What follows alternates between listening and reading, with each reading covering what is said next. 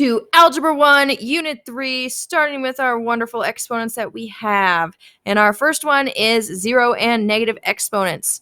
So the warm-up real quick, just making sure you know what your exponents are. When we have 4 cubed, that's like 4 times 4 times 4, which if my memory serves me correctly, should be 64. But you know what? Sometimes you just got to make sure. And it is 64. Yay, I was right. Then if we have 1 over 7 squared, that would be 1 over 7 times 7. And 7 times 7 is 49. So that would give me 1 over 49. And then last but not least, number 3, we have 2 to the 5th, which is like 2 times 2 times 2. 2 times 2 times 2 times 2 times 2. Divided by 4 times 4. Now, 2 times 2 times 2 times 2. 2 times 2 is 4. So that's another 4. 4 times 4 is 16. And then 16 times 2 is 32. And then 32 divided by 4 times 4, 16, would give us 2. Okay? So, first off, we need to talk about the difference between negative numbers and how it is notated in math. So, when you see parentheses, that means that you are looking at negative 3, the number specifically negative 3 squared. So this is negative 3 times negative 3, which would give us a positive 9. Now, if you write it like this without the parentheses, especially in a graphing calculator, if you type it like this, it's not going to give you positive 9 because it's actually looking at it as a negative 3 times 3 like that. So then 3 times 3 is 9, but that negative just stays there. So this is actually negative 9. Then if I have negative 2 to the 4th, that's negative 2 times negative 2 times negative 2 times negative 2. So that would give me positive 4 times positive 4, which could give me 16.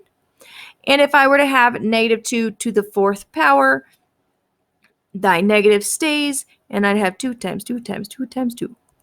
And that would just give me negative 16. Okay? So, 0 and negative exponent properties. The first one, 0, is that anything to the 0 power is always, always, always 1, which is probably unusual for you. But anything, I don't care if it's 7 letters, 5 numbers, does not matter. If it's all to the 0 power, it all equals 1. And then if you have a to the negative n, that negative exponent is a big no-no in math. So to get rid of it, you have to put it into the denominator since it's in the numerator. Remember, this can be written as over 1. So this would become 1 over a to the n. And just that move of putting it into the denominator magically makes your exponent positive again. Okay, so we are going to complete this table right quick. Starting with 2, we are going to have 2 squared, which would give us 4. 2 to the first power would give us 2. And by the way, if you want to actually write it, 2 squared equals 4. 2 to the first equals 2. 2 to the 0, be careful, is going to be 1. And keep in mind, we are dividing by 2 every time, so that's why it ends up being 1 when you hit that 0 power for every number, because every number divided by itself is going to end up being 1, and it will never be 0. Then if I have 2 to the negative 1, to make that negative magically disappear, we're just going to put it into the denominator. Oops, not n. Just 2. And because it's to the first power, you do not have to write anything. You can just leave it 1/2. And then if I have 2 to the negative 2, that's like 1 over 2 squared. Remember that magical stuff that happens? And 1 over 2 squared would be 1/4. Okay? So now we do the same, except we are going to look at number with the 3. So 3 squared would give me 9. 3 to the first gives me 3. 3 to the 0 gives me the exact same thing, 1. 3 to the negative 1, math magic, becomes 1 over 3. And then 3 to the negative 2 would be 1 over 3 squared. Again, that math magic of moving down. And so that would become 1 over 9. So then this last row, 4 squared equals 16. 4 to the first equals 4. 4 to the 0 is 1. 4 to the negative 1 would be like 1 over 4 to the first power, or just 1/4. And then 4 to the negative 2 would be 1 over 4 squared. Remember, that just makes it positive, so that gives me 1 over 16. Okay? So, just a quick recap. The value of a to the 0 for any number of a is always 1. Okay? And so if I want to simplify a to the negative n, that's that rule. It's going to become 1 over a to the n. Okay? So, looking at these examples, we have 3 to the negative 4th. So because I see that negative exponent, I'm going to write that as 1 over 3 to the 4th. And since that's a number I can actually calculate, you will. 3 times 3 is 9, and 9 times 9 would give us 81. So we'd have 1 over 81. For the next one, negative 5.2 to the 0 power, like I said, it's always, always, always 1. Then 0 to the negative 1 power would be 1 over 0. But in case you're tempted to say 0, remember that's actually undefined because you are not allowed to divide by 0. Remember that. It's important. Don't forget. So then if I have 2 over 7 to the negative 1, all we're going to do is flip that fraction around and it's fixed. Yay. Okay. And then for e, notice where the parentheses are. We are doing negative 3 to the negative 2. So that would give me 1 over negative 3 squared. Keep those parentheses. And negative 3 squared would be 1/9. 9, which is the answer, 1/9. So then with f, because I have negative 3 to the negative 2 power, again, notice the parentheses. That would give me negative 1 over 3 squared. So then I would have negative 1/9. Okay. So then we're going to keep it going. X to the negative 6. That negative 6 cannot be there, so we're going to put it into the denominator. So positive 6, and we keep that 1 for a placeholder. Now, for this one, because it is 3ab to the negative 2, this negative 2 only applies to the letter that is directly next to it unless there's parentheses, but we haven't gotten to that rule yet. So because of that, this 3a gets to stay up top, but then that b to the negative 2 to make that positive just has to be moved to the denominator like so. Okay? So then for c, we have 5c to the negative 3, d to the negative 4.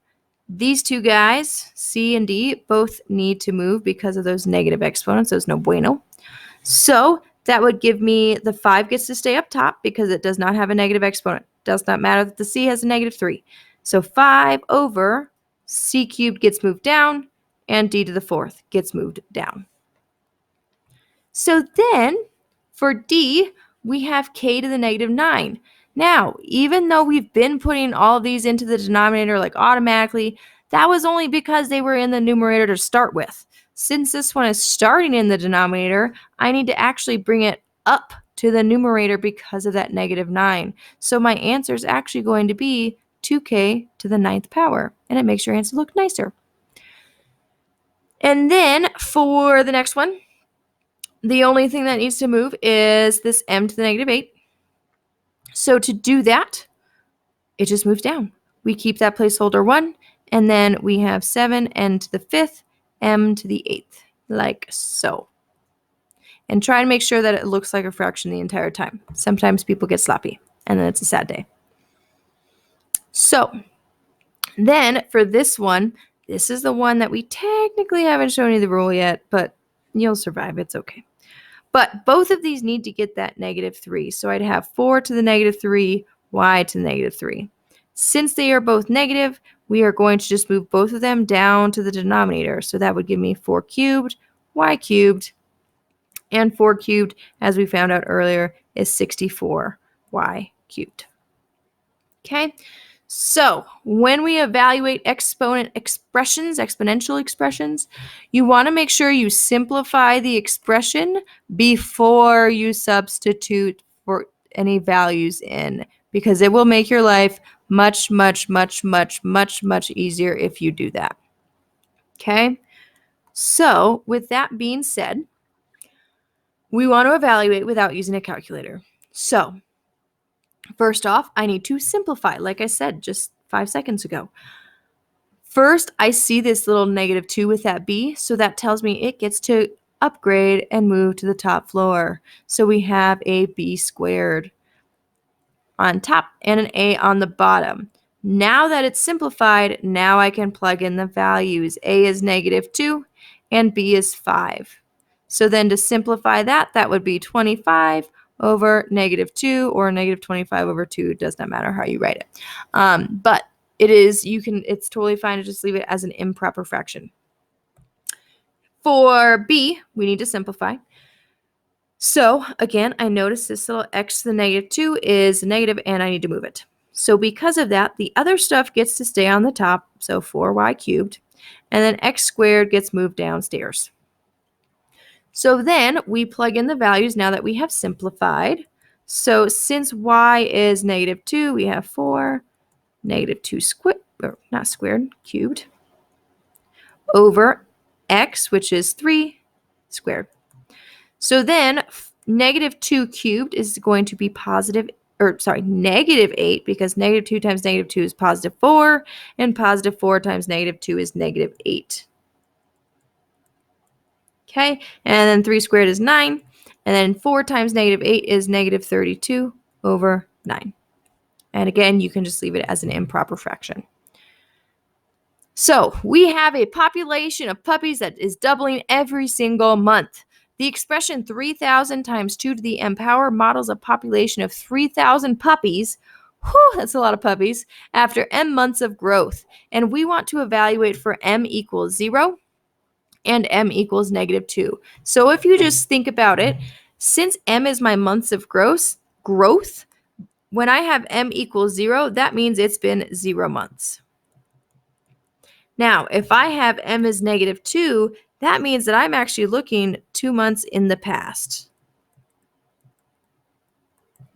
So, looking at this, we want to evaluate, so we're just going to plug it right in. For m equals 0, we are going to, sorry, trying to get the color to change. We are going to just plug it right in. 3,000 times 2 to the 0 power. 2 to the 0 power, remember you should do this without a calculator, is always, always, always 1. And 3,000 times 1 is 3,000. So at m equals 0, I have my 3,000 puppies. None of them have made more babies, and none of them have not had the babies yet. But when I am looking at m equals -2, that tells me that I am looking 2 months in the past. So I am actually expecting my answer to be lower than 3,000. But that would give me 3,000 times 2 to the -2 power. Since that's to the -2 power, that would be like 1 over 2 squared. Okay, so off to the side. And 1 over 2 squared would give me 1/4. So then I have 3,000 times 1/4. So then 3,000 divided by 4 is going to give us 750. And again, this is puppies, so we would have 750 puppies had we looked at this 2 months ago, but we did not pay attention to the problem, and now there's 3,000 puppies. They're just everywhere. You never know. Hopefully you never have to deal with 3,000 puppies, because that's a lot. But our closure question, what is the first step for simplifying an exponential expression that contains negative exponents? It is to move your negative exponent.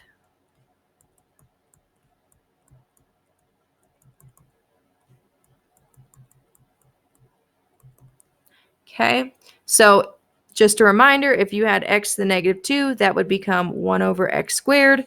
If you had 1 over x to the -2, that would make it a positive x squared, which is how these things are related. So if you notice, x squared and x to the negative 2, they are just inverses of, or reciprocals of each other, because x squared would be 1 over x to the negative 2 and vice versa. Okay? If this video is helpful, be sure to give it a like and subscribe to the channel so that you get updates on when new videos are posted. Please let me know if you have any questions and just comment below.